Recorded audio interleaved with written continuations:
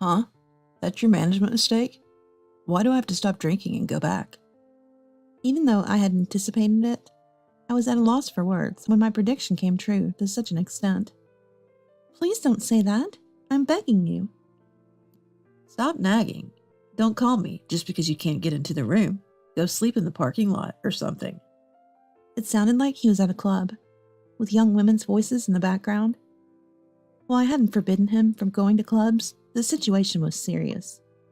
It was unforgivable for him to use this as an excuse to throw me out. My anger reached its peak at my husband's carefree and merry demeanor. Fine, if you insist, I'll sleep outside. Goodbye. With those words, I hung up the phone unilaterally and headed outside the hotel. It was my eldest son and his wife who came to my rescue. My daughter-in-law, Martina, was furious when she heard the story. My son, Wilbert, had a stern look on his face, clearly angered. Sophia, let's teach Joe a lesson together. After hearing my story, Martina said this and grasped my hand. Huh?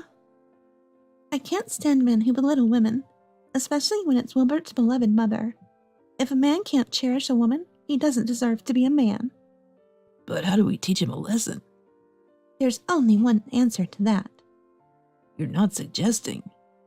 Sophia, you haven't forgotten the ways of the night, have you? Wait, what are you planning to do? We're going to show him the pain. Let him feel what it's like to be belittled as a woman. Martina's laugh, though sinister and almost terrifying, echoed. That's why I didn't want to come. Anchorage is just cold, and there's nothing to do. Upon arriving at the airport, my husband started complaining, making me sigh heavily. Sophia Alger, 59 years old. I came to Anchorage on a trip with my 65-year-old husband, Joe, who had recently retired. As a divorced single mother, I had been busy with work and raising my child after my divorce. My son, Wilbert, was still young, and I had no time to even think about romance. However, Joe, my current husband, relentlessly pursued me, wanting to be my support. But I was too busy to pay him any attention and kept working hectically. Nevertheless, Joe never gave up and kept asking me out. Finally, I succumbed to his persistent affection, leading to our current relationship. Initially, he was a kind and dependable husband, but gradually his behavior changed. Whether it was to maintain his dignity or just for the sake of being bossy, he started showing an exaggerated sense of self-importance. What are you saying so soon after we arrive? Look outside, it's all white. Although Joe had become a mistakenly henpecked husband, he was still my partner of many years. At this age, the thought of getting a late-life divorce seems daunting, but I've always been skilled at handling people. Figuring out how to keep Joe in the palm of my hand, almost like a game, isn't such a bad way to live. Since I've adopted this mindset, I no longer feel pained by Joe's arrogance. So, our ride is not here yet? Joe, disgruntled, didn't even bother to look at the scenery outside, continuing in a bothered tone. Despite his attitude making me sigh again, the snowy view outside quickly uplifted my spirits. At this point, it feels like I'm raising a child again. It's not a complaint, but rather a scary familiarity. This trip to Anchorage would make me realize that. I think it's already here. As I urged the grumpy Joe outside, the vast snowy landscape took my breath away. We get snow in Boston where we live, but it's been a while since I've seen such a heavy snowfall. Lost in the beauty, a honk from a large minivan parked nearby startled me. Mom, Dad, over here. It was Wilbert, waving from the window. As Joe and I approached the vehicle, the rear door opened automatically, revealing Wilbert's face in the rearview mirror. That was a long trip, huh? You must be tired. It was nothing much. You look good, though. How are things with Martina? Great, as always. We even went to a hot spring in Idaho recently. Idaho? That sounds wonderful. I'd love to relax in a hot spring, too. Right, Joe? As long as I can drink, I'm fine with anything. Is he a genius at ruining the mood? His mood-killing remark made me let out an exasperated, "Really?" But Wilbert, used to such behavior, quickly shifted to a new topic. However, Joe soon closed his eyes and fell asleep, probably because he's uncomfortable around Wilbert. It wasn't like this before, but ever since Wilbert's career started taking off, Joe's attitude changed drastically, becoming cold and distant. But Wilbert doesn't seem to care about Joe's behavior. His mental strength must come from me. Martina's been eager to see you, Mom. Martina is Wilbert's wife. When he first announced he was dating a girl 13 years his junior, our relatives were all over him, accusing him of leading a young girl astray. But in reality, Wilbert had found someone truly wonderful, and as a parent, I couldn't be happier.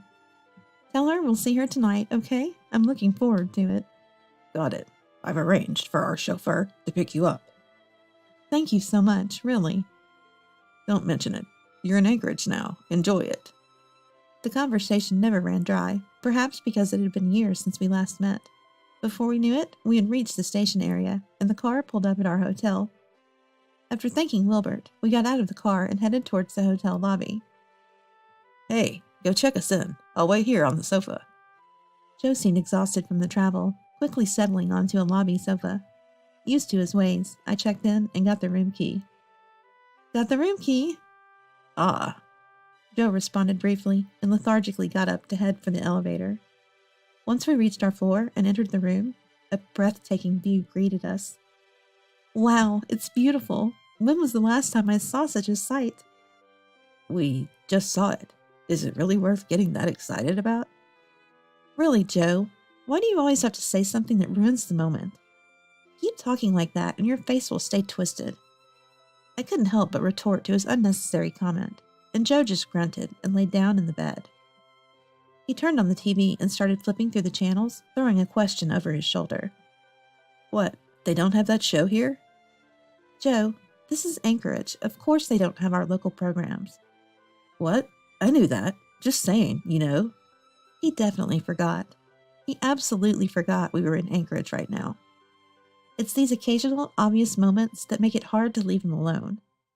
But I can't tease him too much, or he'll sulk and refuse to do anything. It's a bit tiresome having to balance it just right. Joe, let's go outside. I want to explore the city. You go on your own. I'm going to rest until it's time. I'm tired. His indifferent response on this much-awaited trip made me frown. What did he even come to Anchorage for? Frustrated as I was, I quickly tucked away those feelings and switched gears. I knew too well that once Joe got like this, he wouldn't budge. Resigned, I decided to explore the city alone. Anchorage had changed since I last visited. The familiar sights I remembered were nowhere to be found, but it was refreshingly new. I continued exploring the city streets until it was time to meet Wilbert and his family together for dinner. As it was getting late, I decided to head back to the hotel. I thought I'd need to fetch Joe, but it turned out to be unnecessary. There he was in the lobby, waiting on the sofa with a lively expression. Is our ride here yet? You really spring into action when alcohol is involved, don't you? Joe loves his drinks, and his drinking habit has been a problem for me. I had asked him to restrain himself this time, not wanting to trouble our eldest son and his wife. But Wilbur insisted he'd handle it, and I reluctantly agreed. The drinks in Anchorage are supposed to be great. I'm going to drink to my heart's content tonight. Just keep it moderate, please. We can't cause trouble for Martina and the others. The thought of causing a scene filled me with dread. As we waited, a minivan pulled up, and what seemed like Wilbert's driver appeared, escorting us to the vehicle. The car soon departed, heading to the restaurant where Wilbert and his wife were waiting. Over here, both of you. There they were, Wilbert and Martina, in front of the restaurant. Joe, Sophia, it's been a while. Well, Martina, you're as beautiful as ever.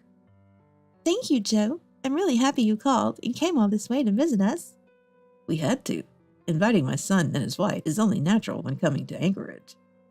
It was Joe who had suggested inviting Wilbert and his wife.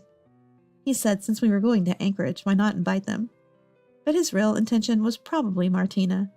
He wanted to drink with a beautiful woman. His ulterior motive was obvious. But Martina, being experienced, handled it well. Don't worry, Sophia. Leave it to me.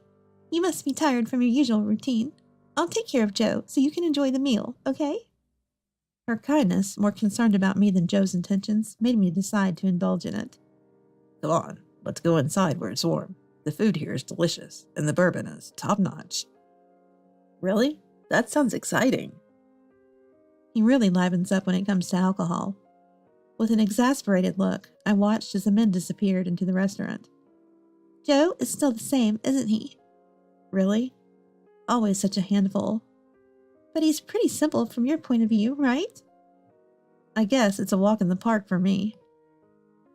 Foo. It's comforting to see that some things never change. Let's go inside and eat some delicious food, shall we? Martina and I walked in later and were guided to our table.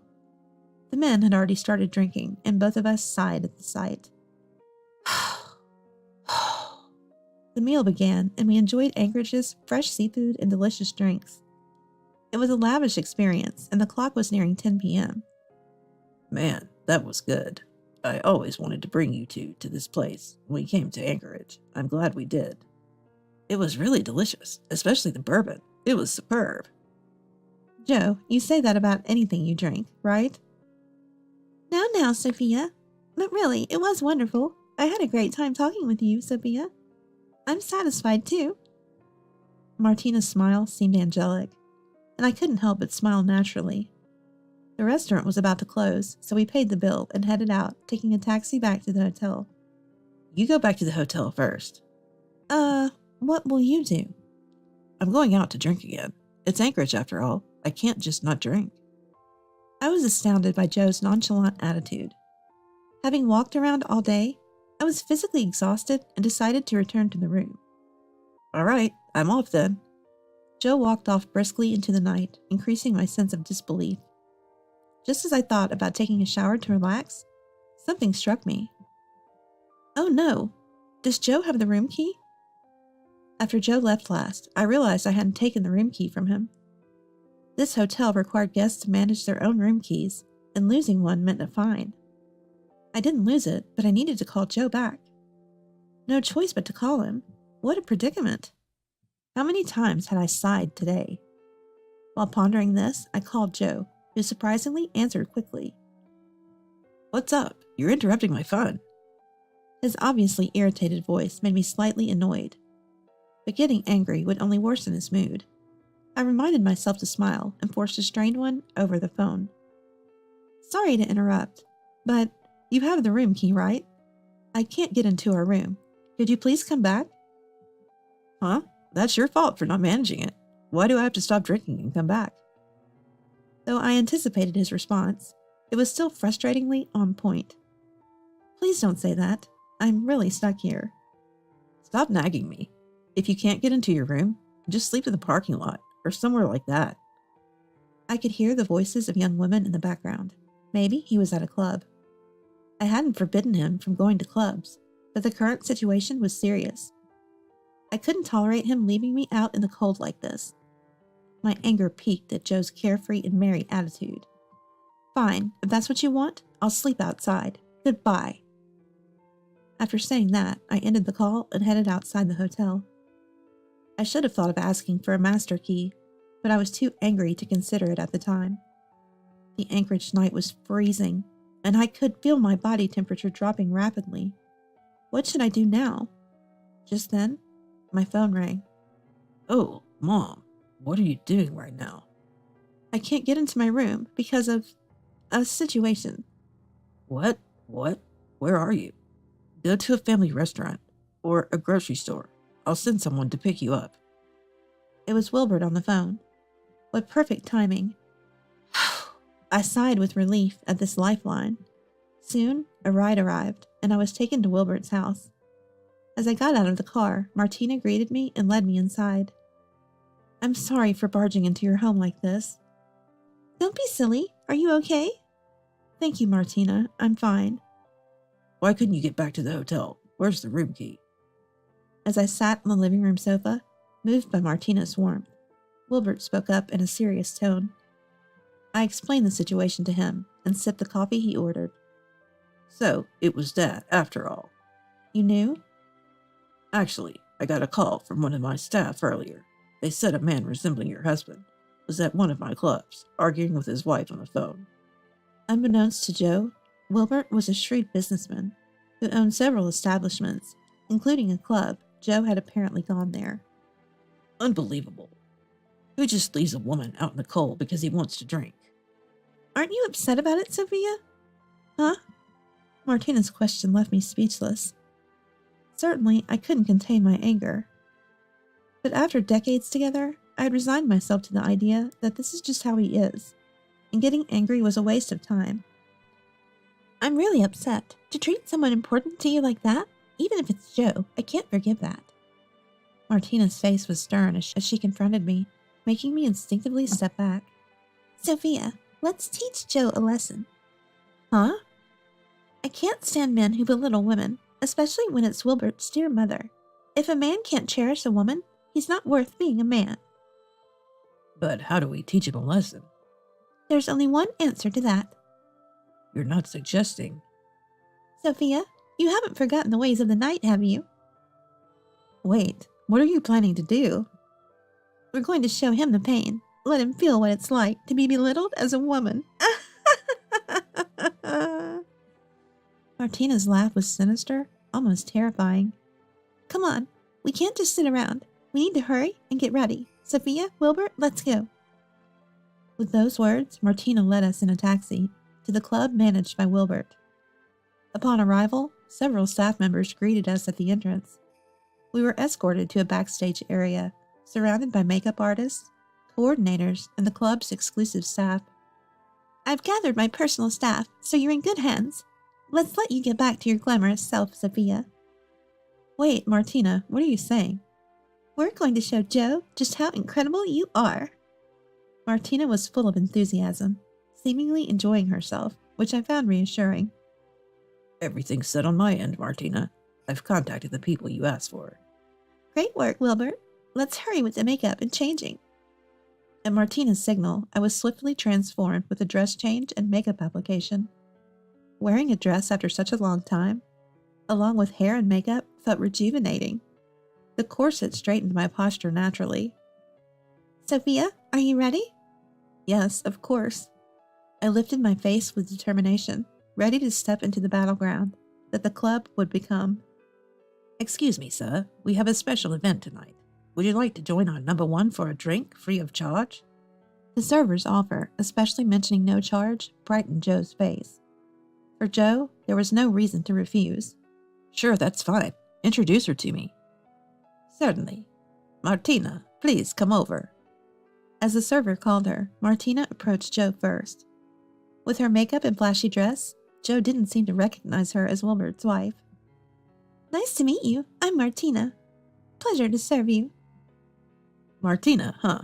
Nice to meet you, Joe said, placing his hand on Martina's shoulder. Watching from the back room, I felt a sense of discomfort at his behavior, resolving to apologize to Wilbert later. After some enjoyable conversation and laughter, it was finally my turn to approach Joe's table. Mr. Joe, we have a new lady here tonight. Would you like to meet her? Sure. I'd do anything you ask. Thank you so much. Please go ahead. When Martina signaled the staff, I walked towards Joe's table. Here's our new girl, Sophia. Nice to meet you. I'm Sophia. Pardon my intrusion. Wow, Sophia, quite beautiful. Wait, what? Sophia? Joe, at first not realizing, finally recognized me after seeing my face and hearing my voice, reacting dramatically with surprise. Oh, have we met before? What are you saying? What is this act? Ouch! He raised his voice in surprise. I stepped on his foot, smiling as if to silence him. Sir, please keep your voice down. We have other guests in the establishment. What are you doing? No, what is this about? Why are you here? Can't you see? You left me out, so I'm being looked after here. Huh? Do you even realize where you are? Just as Joe started to confront me, the music in the club got louder, and several male customers gathered around our table. What is this? These are Sophia's clients, here to celebrate her one-day return. Wilbert, what are you doing here? Oh, didn't you know? This place is managed by Wilbert. What? Joe's eyes nearly popped out of his head, overwhelmed by the unexpected events. I just had to guide her here, when Mom said she was making a one-day comeback. The clients insisted, even if just for a greeting. The other patrons started making noises, realizing something unusual was happening. Hey, isn't that Martina, the #1 bottle girl? Wait, but next to her, isn't that the legendary #1 bottle girl from Anchorage? Martina, wait, what are you saying Sophia is? Aren't you catching on yet, Joe? Martina tilted her head playfully with a sly smile. Martina, what's going on? I'm the #1 bottle girl here, and... Martina gestured towards me, smiling brightly. She's the former #1 bottle girl of Anchorage, Sophia, who once made over $1 million in a single day. What? At Martina's revelation, Joe fell from his chair, looking up at me pathetically. Joe, you really knew nothing about Sophia. After decades together, that's so sad. Sophia was the #1 bottle girl? $1 million? Wait, I can't comprehend this. Understandably, he was completely taken aback. Overwhelmed by the barrage of information, Joe couldn't process it all, so I pressed on further. Well, sir, about today's bill, that'll be $100,000. What, are you kidding me? Of course not. After all, I was the one serving. That's a bargain for my services. I don't have that kind of money. Besides, you said there was no charge. That was only for my part. I never said Sophia's service was free, did I? That's cheating. You tricked me. You wouldn't have been tricked if you had listened properly. This is your punishment for locking me out of the hotel. You'll pay in full. As soon as I mentioned being locked out of the hotel, the men surrounding us turned to face Joe with a menacing look. What do you mean? They demanded, grabbing his shirt. No, it's a misunderstanding. Calm down, please. Really? Because of you, I almost froze under the cold sky. I'm sorry. I won't do it again. No, I won't forgive you. Martina stepped in, glaring at Joe. Until you apologize for your disregard towards my mother and vow to treasure her, I won't forgive you. I promise. Just help me. Joe, begging pathetically, was released after being forced to make a heartfelt apology. Sophia, I'm sorry. I was wrong. I won't be arrogant anymore. I'll cherish my family. Please forgive me and let's start over. A burly customer grabbed Joe's hair, turned his face towards me, and threatened him not to disrespect me again, then roughly threw him to the ground. I promise I won't mistreat my wife again. I'll cherish her. Joe was finally released and went to apologize to Martina and the others. After being sternly reminded by Martina, Joe also changed his attitudes towards Wilbert. Later, discussing this with Martina, she pointed out, charging $100,000 for service is pretty much fraud. I was worried we'd get caught. We both chuckled at this. Indeed, the story about me being Anchorage's former #1 bottle girl was a fabrication. While I had worked there, I hadn't achieved anything extraordinary. Wilbert and Martina had gone out of their way to arrange everything, explaining the situation to the club's clients, all to keep Joe in the dark.